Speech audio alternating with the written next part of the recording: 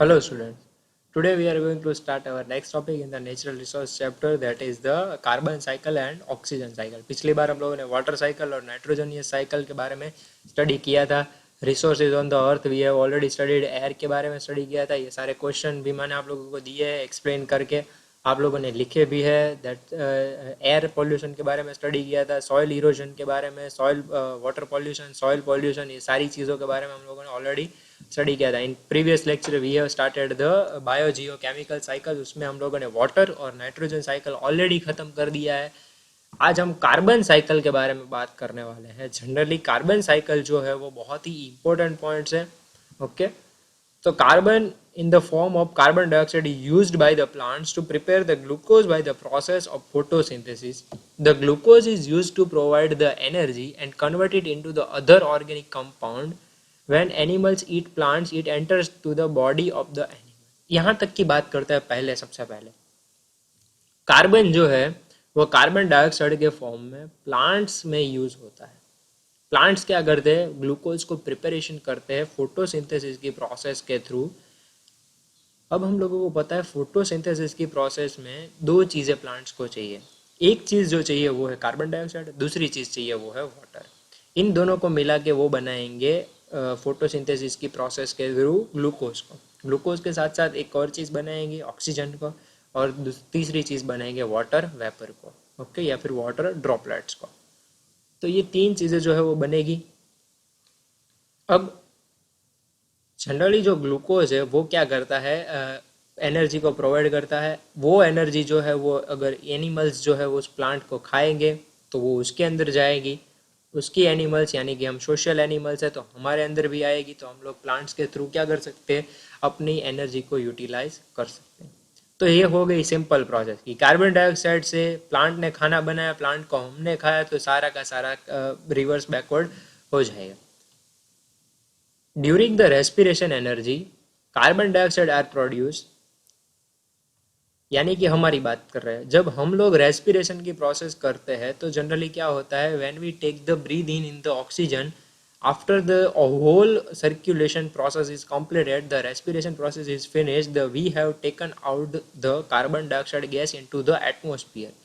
तो generally carbon dioxide gas जो है वो एटमॉस्फेयर के अंदर फिर रिलीज होगा. उस कार्बन डाइऑक्साइड गैस को फिर से एटमॉस्फेयर के अंदर से प्लांट जो है वो एब्जॉर्ब करेंगे और फिर से वो प्रोसेस रिपीट शुरू हो जाएगी. दूसरी एक प्रोसेस है उसके बारे में बात करते हैं. Another process which adds the carbon dioxide back into the atmosphere is the combustion of the fuel like coal and the petroleum.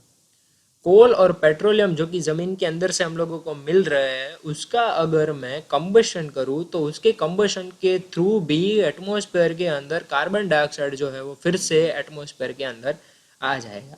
और वही कार्बन डाइऑक्साइड का इस्तेमाल फिर से प्लांट करेगा, फिर से प्रोसेस रिपीट हो जाएगी. तो पहले हम लोगों ने एक्सप्लेन की कार्बन डाइऑक्साइड की प्रोसेस प्लांट के अंदर, फिर हमने रेस्पिरेशन के थ्रू एटमॉस्फेयर के अंदर फिर से कार्बन डाइऑक्साइड डाल दिया, फिर हमने कंबशन की प्रोसेस के थ्रू फिर से कार्बन डाइऑक्साइड एटमॉस्फेयर के अंदर डाल दिया. अब फिर से एक और बात, the organic compound in the plants and animals are also converted into the carbonates, limestone, coal, petroleum, exoskeleton of some animal.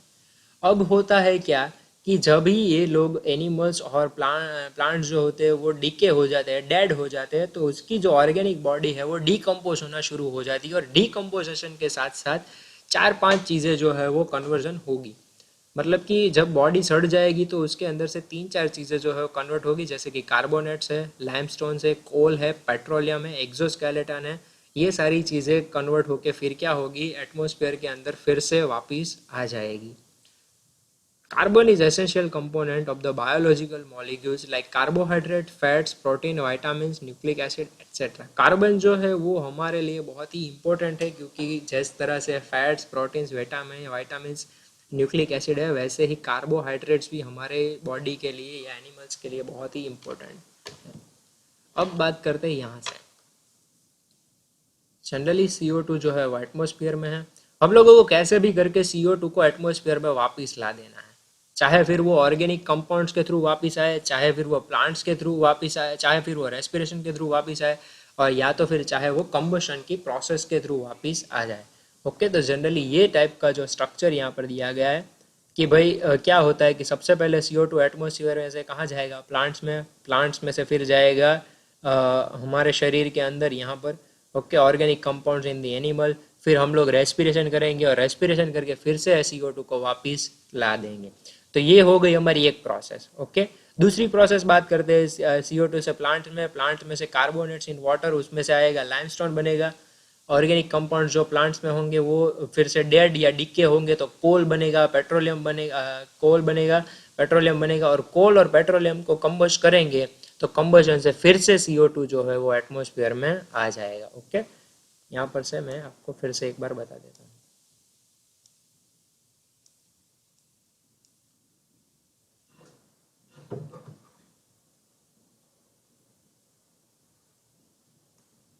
Okay, generally CO2 जो है सबसे पहले एटमॉस्फेयर का वो आएगा प्लांट्स के अंदर, प्लांट्स एनिमल्स के अंदर,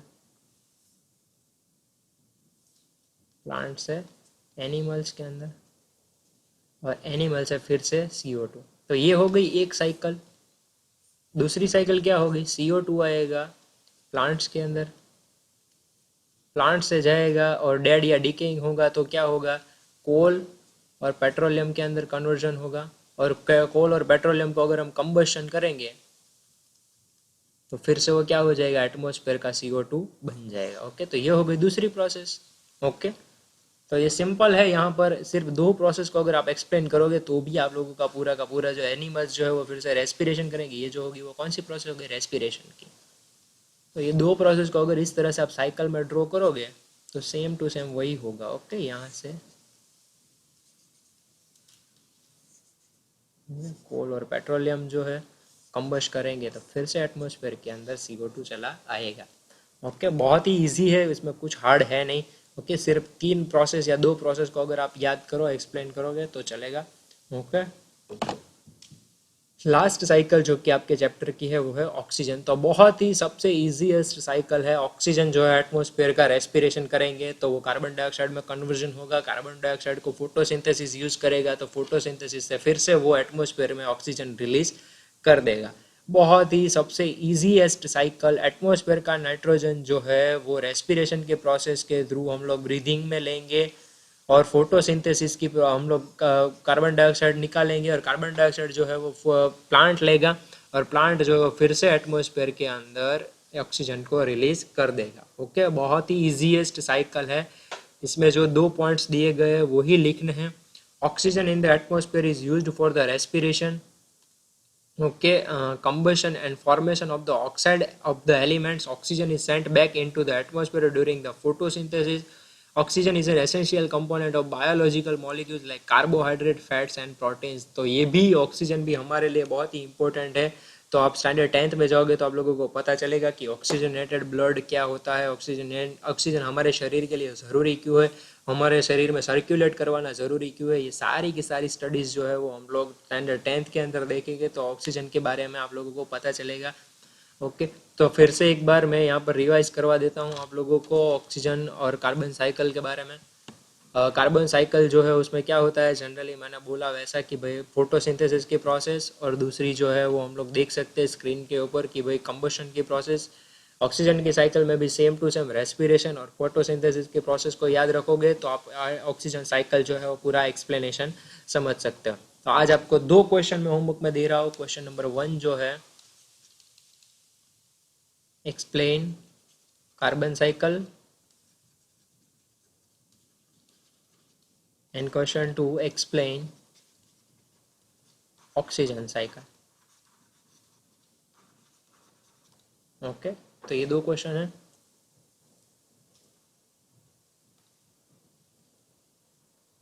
Okay, so that's it for today's lecture. If you had any kind of doubt, you can ask me on the comment section, you can ask me on the Instagram, you can ask me on the WhatsApp. जब तक इस chapter में कुछ समझ में ना आए आप लोग मुझसे पूछ सकते हो। नेक्स्ट लेक्चर में हम लोग नया चैप्टर स्टार्ट कर सकते हैं या तो कोई नया टॉपिक स्टार्ट करेंगे जिसके ऊपर से आप लोगों को और ज़्यादा इन्फॉर्मेशन मिलेगी। Till then, thank you very much for hearing this lecture. Bye bye everyone.